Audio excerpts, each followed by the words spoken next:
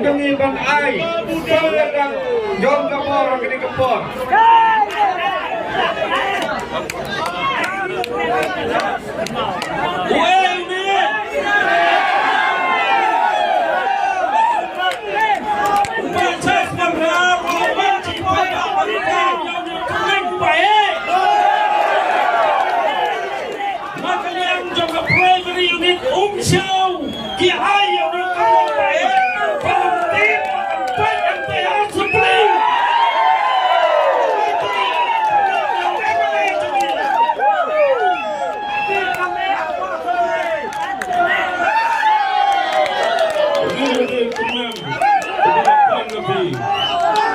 Banjir yang kecilnya, hampa berkonsumsi. Kemudian syukur, Mbak.